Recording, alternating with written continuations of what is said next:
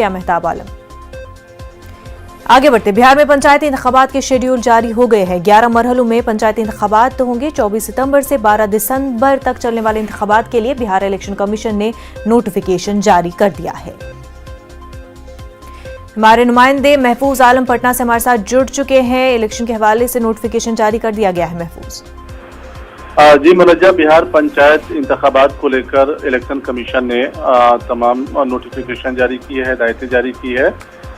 24 सितंबर से लेकर 12 दिसंबर तक 11 मरहले में पंचायत का इंतखाब होना है।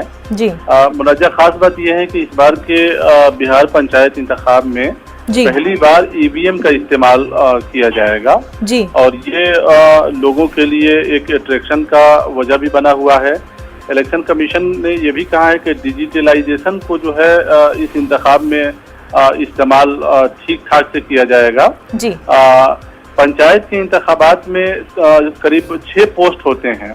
उन 6 ओहदों में 4 ओहदों के लिए ईवीएम से वोटिंग डाला जाएगा, जबकि 2 ओहदों के लिए बैलेट पेपर से लोग जो है अपने हक रायदही का इस्तेमाल करेंगे।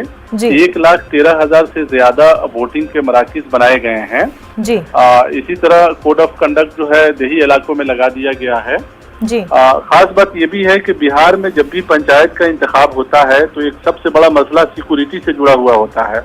आपने देखा होगा कि जब भी पंचायत का इंतखाब होता है तो काफी हंगामा होते हैं, यानी असेंबली के इंतखाब और लोकसभा के इंतखाब से ज्यादा हंगामा बिहार में पंचायत के इंतखाब में होता है, इसलिए कि देही इलाकों से लोग जुड़े होते हैं और हर आदमी चाहता है कि अपनी पसंद के हिसाब से उनके उम्मीदवार जो है जीत कर आ जाएं। तो इलेक्शन कमीशन ने ये इस बार साफ किया है कि खौफ से पाक माहौल में और साफ शफाफ तरीके से इंतखाब होगा, जिसके लिए सिक्योरिटी का सख्त इंतजाम किया गया है।